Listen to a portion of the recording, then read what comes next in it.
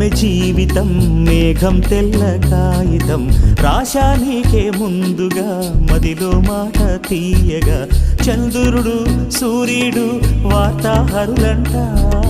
రేపవలు ఎప్పుడైనా లేఖలు నిన్నే చేరును కదిలే కాలమే జీవితం మేఘం తెల్ల